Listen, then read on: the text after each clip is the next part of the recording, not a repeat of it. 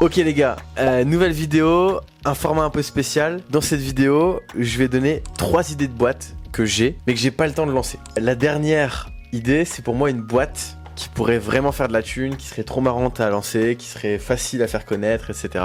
Restez jusqu'à la fin pour voir cette idée de vidéo. Avant de commencer, salut, c'est Théo, tu regardes une vidéo First Years, la chaîne YouTube qui documente les premières années d'une startup.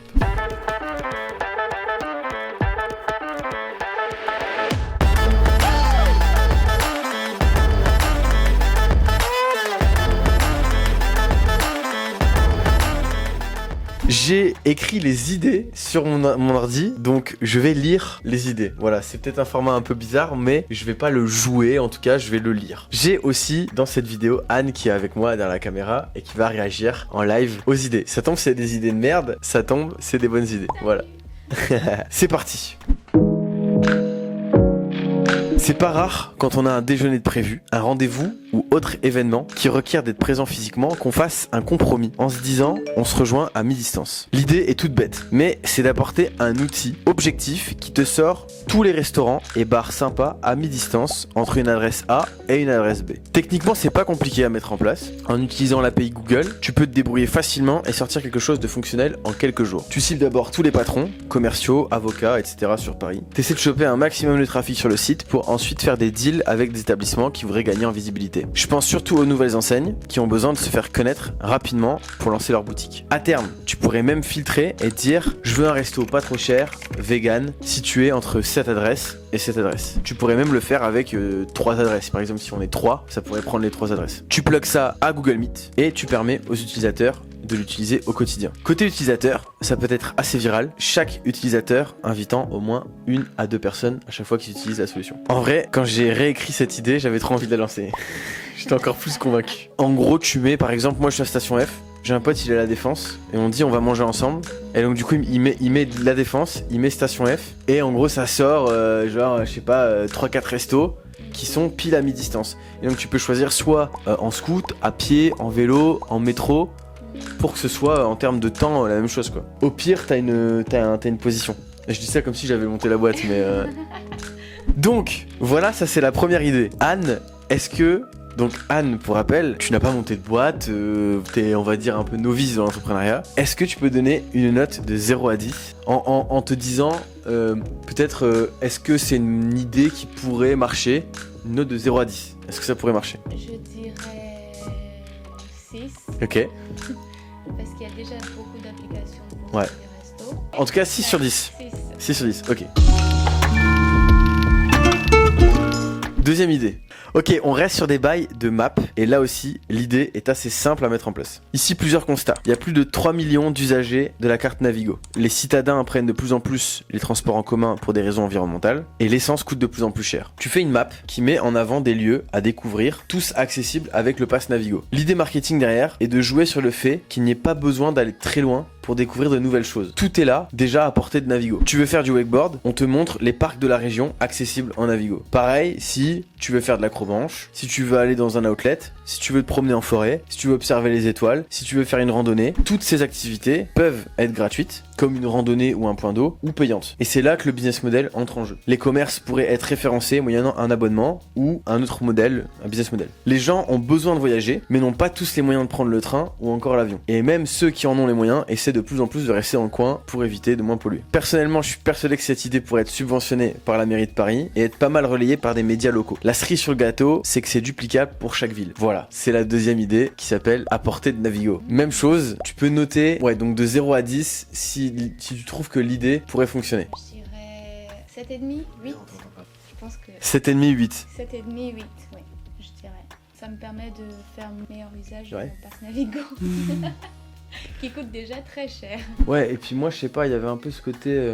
j'ai envie de me promener, j'ai envie de faire des choses, et en fait, j'ai pas forcément envie de prendre le train, j'ai pas envie de prendre l'avion. Et tout tourne autour du Navigo, en fait. Tout tourne autour de ces 3 millions de personnes qui ont un Navigo et qui pourraient l'utiliser. Voilà, c'est la troisième idée. On a une meilleure note que la première idée.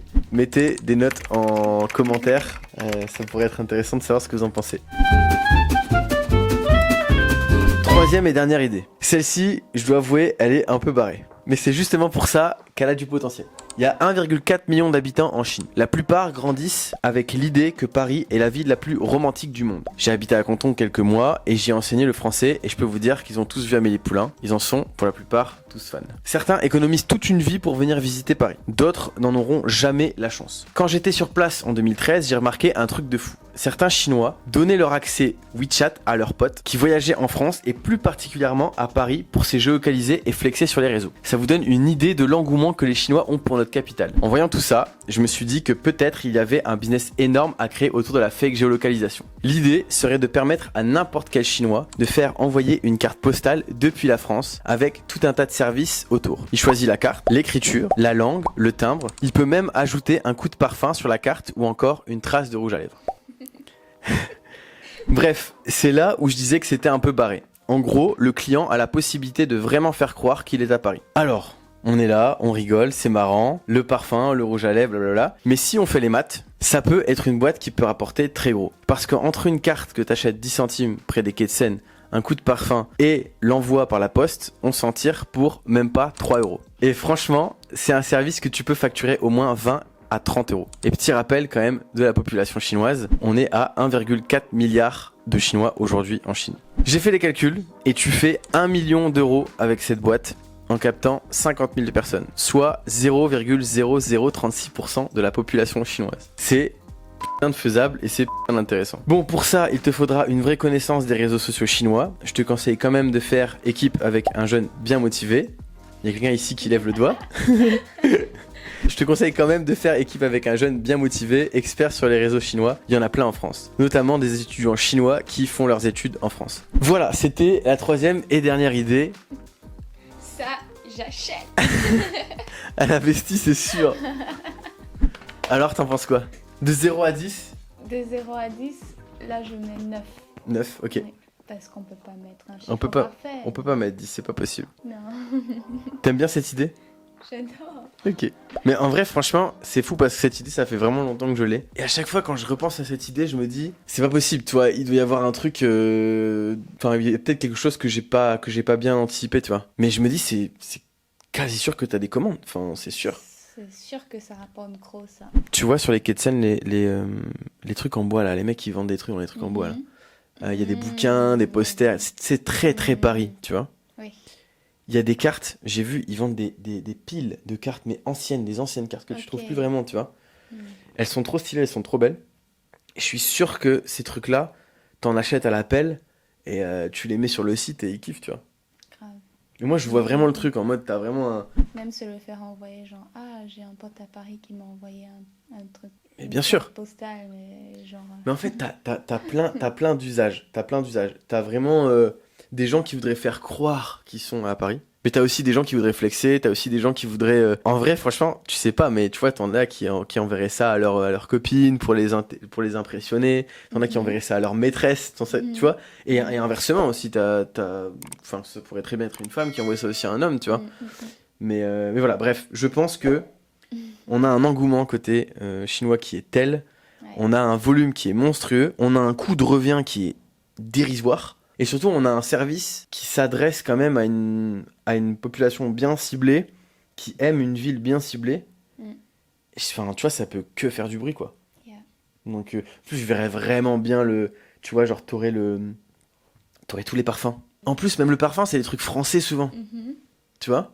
Et ils veulent toujours un peu les acheter quand ils viennent en France, etc., etc. Enfin, voilà, bref, moi, je pense que c'est grave intéressant. Voilà, des idées comme ça, j'en ai plein. Si vous voulez en lancer une, n'hésitez pas. Ces idées sont à disposition. J'ai mis des liens en commentaire si ça vous intéresse. J'accompagne des entrepreneurs pour lancer leur boîte. Si vous avez envie de lancer une de ces boîtes-là, je peux aussi vous accompagner. En tout cas, ces idées ne sont pas les miennes. Elles sont les vôtres à partir de maintenant. Donc n'hésitez pas à les prendre. Et voilà, et je referai certainement ce genre de vidéos si ça vous plaît. Merci, à bientôt, abonnez-vous. Ciao. Salut Anne. Salut.